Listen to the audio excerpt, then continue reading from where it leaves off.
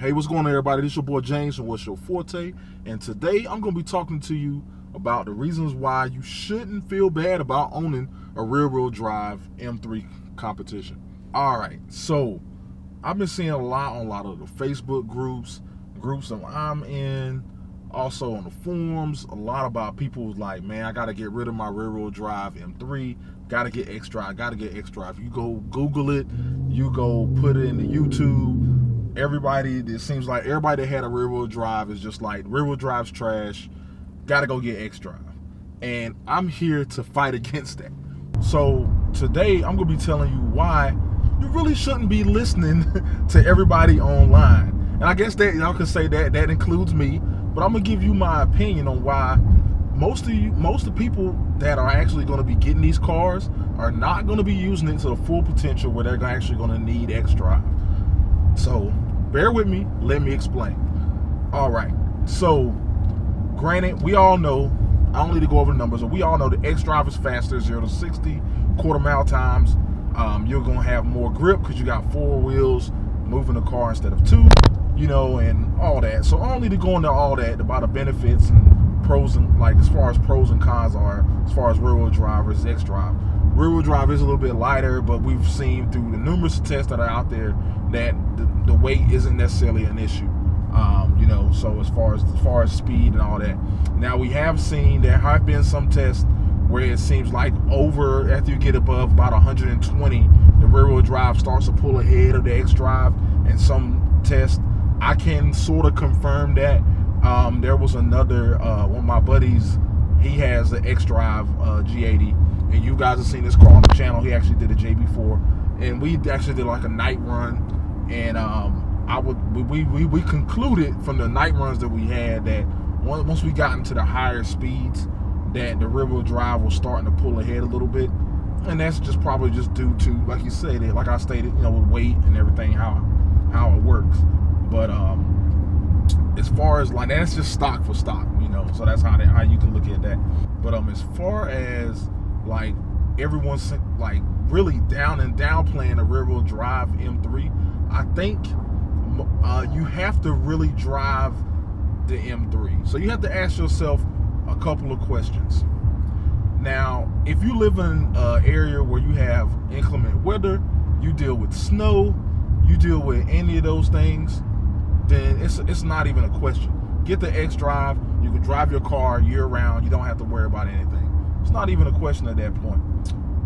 But if you stay in a climate kind of like where I do, I'm in North Carolina, if you stay in Florida or anywhere where you don't really get snow a lot, you know, if you do get a little bit of snow every once in a while, you can throw on some winter tires and be okay, or some all seasons. I don't really think you need Xdrive, unless you race. You know, you're dig racing, gonna be taken to the drag strip, or you know, you're really canyon carving and you want Xdrive for peace of mind in case you have slip. Because outside of that, I think, especially if you're going to keep the car stock, the way that this car grips stock is amazing, and you're not going to need much more grip than what this car comes with stock. Xdrive is going to give you a little bit more grip at the limit, but how many people are going to be driving these cars at the limit unless you're going to be tracking? You know, unless you're going to be tracking the car. On a regular street, if you only do street driving, you have to be realistic with yourself. If you're only doing street driving, you know, and you're not going to be taking it to a track, you're not going to be canyon carving all the time, you're not going to be doing dig races all the time, you don't necessarily need the Xdrive. I think right now it's like the hottest thing out. You know how it goes, the hottest thing out. Everyone's saying this like it's, you know, night and day and this and that, and it's great, you got to get it. And now everybody's trying to jump on and getting it, and that's also helping drive the prices of the Xdrive up. If you got an Xdrive car right now, you're trying to sell it, you're gonna get premium top dollar because of how everything's been hyped up around the Xdrive. Now, don't get me wrong, the Xdrives are great. You know, they're great machines. The testing lets you know they're super quick, 0 to 60. They can get you out the hole super quick, and the Xdrive is a beast. Don't get me wrong, but how many people out there are going to be actually racing their cars like that? You know, I know there's people that may watch this channel that do some weekend warrior racing and stuff like that, and that's great. But yeah, you have to ask yourself, is the additional $4,000 to $5,000 and additional wait time be worth it if you're going to be building the M3? You know, you have to ask yourself these things when you get into building the car, because as we know now, every single option you add on these cars is just adding more and more time to your wait and your build time. And now with everything that's going on in the world right now, it's going to be tough to get cars, you know, within a realistic time frame if you're trying to build it. And if you try to buy one off the lot, we all know they're super marked up. So you know how that goes. So I think you gotta have to ask yourself what type of driver you are, what are your actual plans with the car, and then assess it from there. I think everyone that's been crapping on the rear-wheel drive cars here lately, you know, you have to really ask yourself, are you actually going to need Xdrive? And that's kind of the thing for me. Like, my plans with this car is to reach a certain power level. Granted, if I can get it unlocked with everything that's going on right now, reach a certain power level and I'll be good.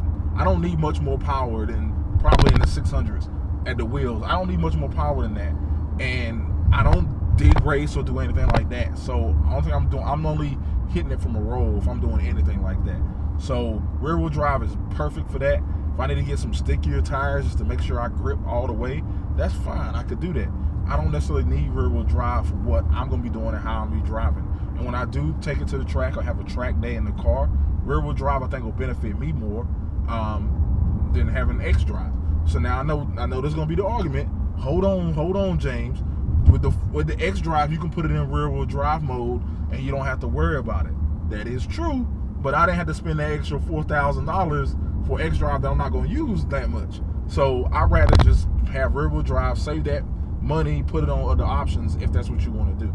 You know, so I'm just trying to let people think about it and not buy into all the hype that you're hearing about Xdrive, and really think about how you're going to drive the car, how you're going to use the car, and do you really need Xdrive? Have you owned previous all-wheel drive cars before and you really stated that you needed all-wheel drive?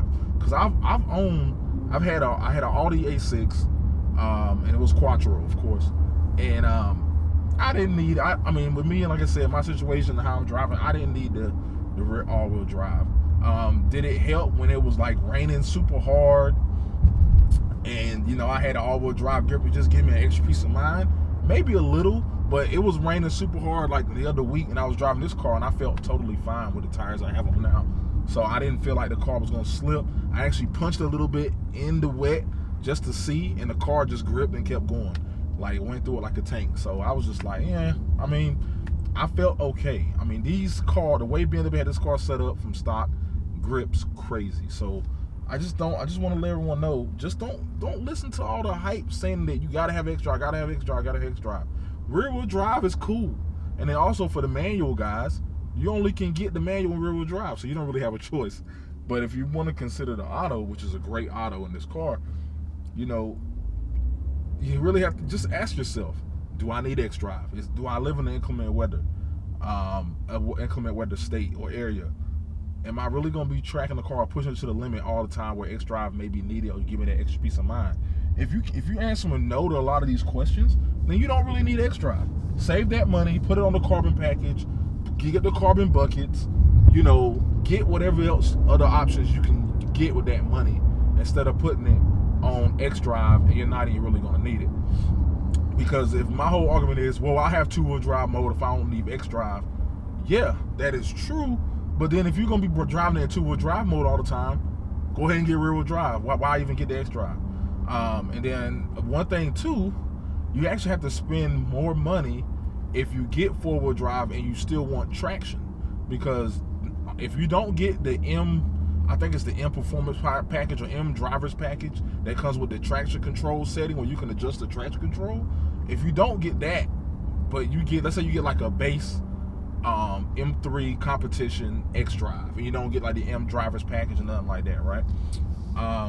And once you go in a four-wheel drive mode, you don't have traction. The traction control is automatically turned off. So if you don't feel comfortable driving with traction all the way off, then you kind of, you know, you're probably gonna want to put it back in the four-wheel drive sport.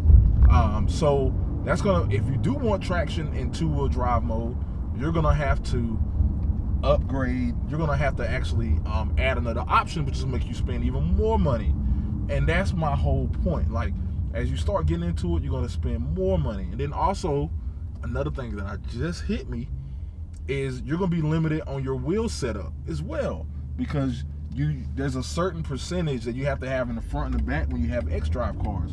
If you have a rear-wheel drive car, you can go super aggressive in the back, and you don't have to go that aggressive up front if you don't want to, because the rear-wheel drives are driving the car.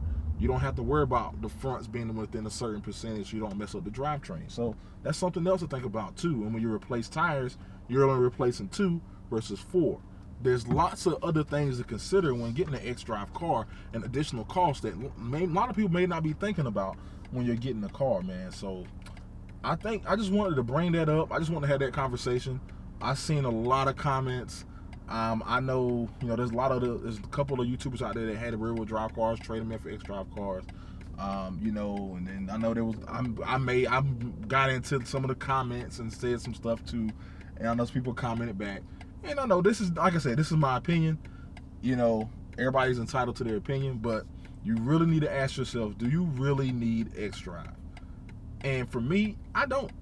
For the way I drive, rear-wheel drive is fine. Rear-wheel drive is perfect for me, and I don't necessarily need it, man. So I am going to be reviewing an Xdrive M3 comp here very, very soon, and maybe that'll change my mind. Who knows? If it does, I'll definitely update you guys and let you guys know.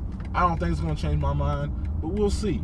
We'll see once I drive it and get into it and start really digging into it. Is it really going to change my mind? Right now, I feel very confident in my decision to get rear-wheel drive.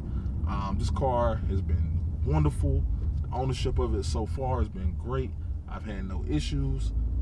Got a little bit over 12,000 miles on the car, and the car has just been wonderful, man. So, the only issue I've had, it was well documented on the channel, was the steering rack issue, which they took care of that, and I'm good to go, man. So that's all I had to talk with you guys today about. I just wanted to get it off my chest. I've been seeing a lot of people comment about it, and I just want to have a little drive and talk with you guys, man. So, also, did you guys hear the exhaust? Did you hear an exhaust noise throughout this video? Because, as you guys know, I have the catless downpipes and the Daler exhaust, and it's probably didn't hear anything because it's stock. And like I said, I just have the valves are not closed, but it is in efficient mode. So it's just the regular stock, the way the valves work, and the car's in efficient mode, and it drives pretty much like stocks, man. So I'm really happy with this system that I have currently right now, because I can have the best of both worlds. I can be super loud when I want, and I can be super quiet when I want, So, but yeah, that is today's video.